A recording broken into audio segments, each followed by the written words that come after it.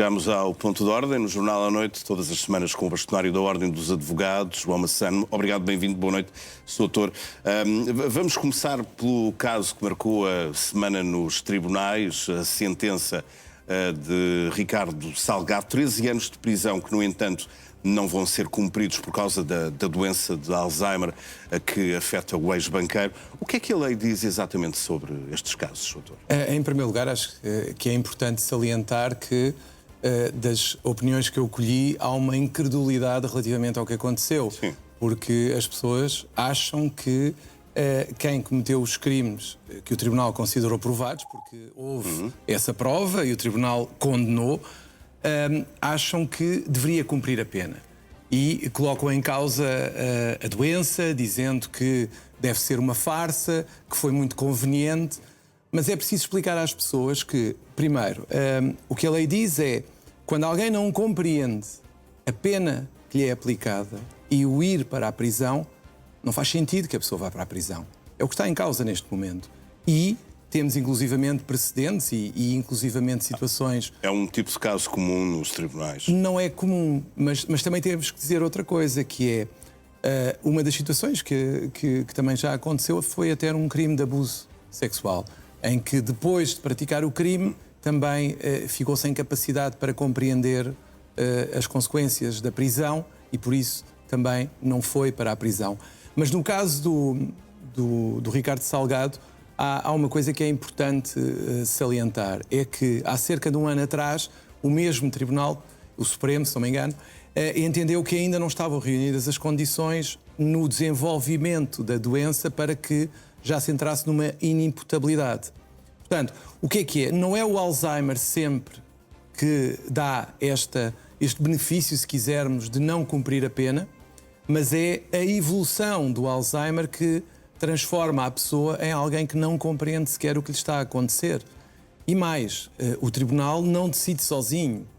Tivemos uma perícia, que foi a terceira do Instituto Nacional de Medicina Legal, que disse ao Tribunal que o estado em que se encontrava Ricardo Salgado, na altura em que foi avaliado, não lhe permitia compreender e nem sequer saber onde estava.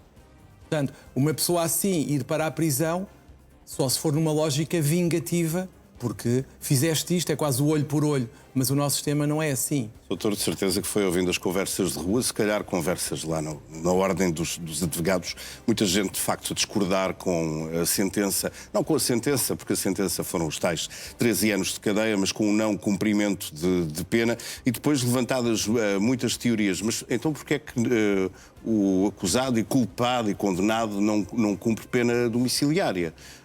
Porque para as pessoas fica aquela sensação de que houve uma sentença, mas não houve um castigo. Em primeiro lugar, é preciso dizer que este tipo de atuação tem norma legal que diz que nestas situações isto é possível. Ou seja, não é um privilégio de um banqueiro, que foi o dono disto tudo, como foi dito muitas vezes, mas é um privilégio, se quisermos, e o privilégio eu ponho entre aspas, por uma pessoa ter Alzheimer ou uma doença que o incapacite, nunca pode ser um privilégio. A questão é a lei, obviamente, a questão e é a que lei é universal. A lei é universal e aplica-se a todos nós.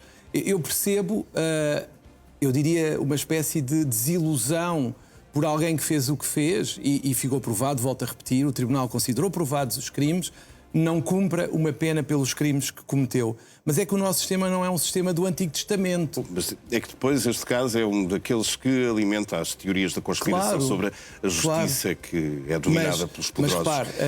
Mas já agora deixe-me claro. perguntar, porque deve ter lido a publicação que foi feita nas redes sociais pelo juiz, agora juiz da relação, Carlos Alexandre, em que ele diz que vai haver uma epidemia de Alzheimer. Pelos vistos, ele também, apesar de ser uma pessoa que aplica a lei, não concorda com a decisão. Costuma dizer-se que os juristas têm várias interpretações. E antes de falar dessa situação, porque até deu asa a algumas... Mas este caso era aberto a várias interpretações, na sua opinião? Acho que não. Acho que não. Porque, repare, uma coisa é nós termos um facto que é controvertido, que não há certeza. Neste caso, nós temos um terceiro relatório do Instituto Nacional de Medicina Legal, uma perícia médica que foi feita, que diz que ele não tem capacidade de compreender. Nenhum juiz pode colocar, na minha opinião, isto em causa.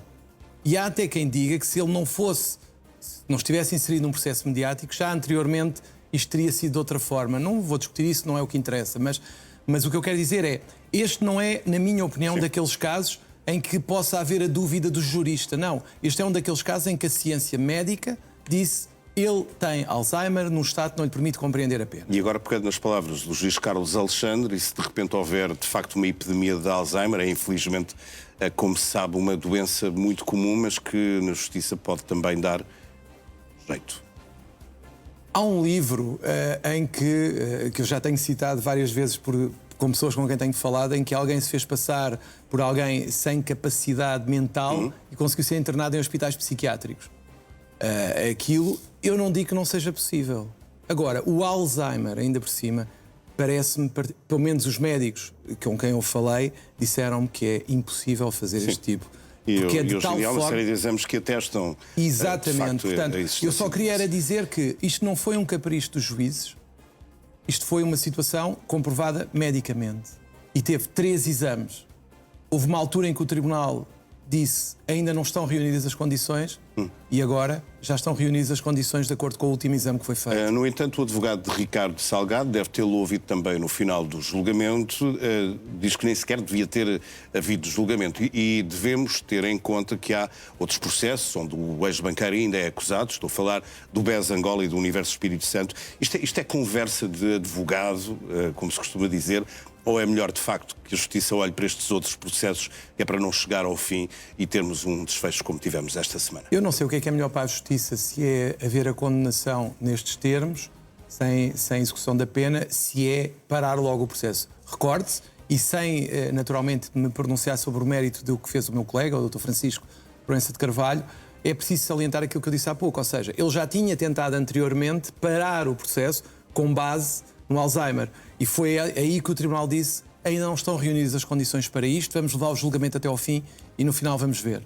E foi isso que aconteceu. Se o próximo Tribunal que vier a julgar Ricardo Salgado por outros crimes tiver um entendimento diferente, com base, não nos podemos esquecer que qualquer decisão que o Tribunal venha a tomar é sempre com base na perícia médica.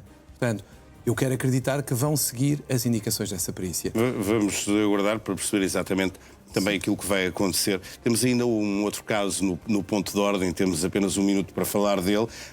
E neste a Justiça não foi complacente, pelo contrário, há poucos dias o Tribunal de Guimarães condenou os agressores de 2 enfermeiros e de um segurança nas urgências do hospital. Eles foram brutalmente espancados, 10 arguidos que vão agora cumprir de facto uma pena de prisão efetiva, a mais severa, mais agravada, é de 8 anos, a mais pesada.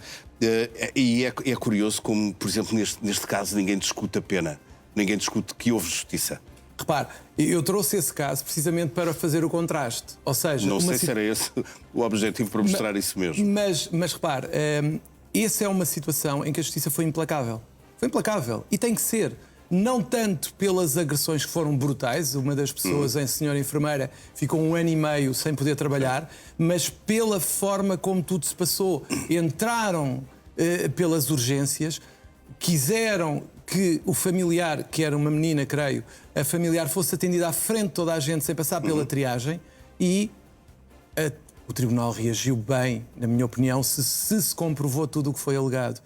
Há muitas situações que vão sendo comentadas deste tipo que acontecem em tribunais. Eu fico satisfeito com o facto de haver uma sentença que reaja de forma que essa sentença fez em relação a estas situações. Nós não podemos bater... Apesar do caso já ter acontecido há 4 anos, mas aí, e lá tivemos de esperar este tempo. Mas é assim, veja bem o que é bater em alguém que cura a nossa saúde. Eu estive a olhar para os últimos números disponíveis sobre este tipo de agressões em estabelecimentos de saúde. Mais de 3.000 situações que foram comunicadas só no ano passado, 2025. Foi um número que aumentou em relação ao ano anterior em 33%, sendo que estes casos têm custos para o próprio Serviço Nacional de Saúde, que já não anda bem, como sabemos, mas representaram em dias de ausência destes profissionais no trabalho 2.012 dias. Considera que penas exemplares deste tipo serão, de facto, eficazes para combater Eu acredito que sim. incidentes deste género e crimes deste género? É preciso explicar às pessoas que há pouco tempo, há cerca de 2 anos, esses crimes passaram a ser públicos, qualquer pessoa pode denunciá-los e acho muito bem.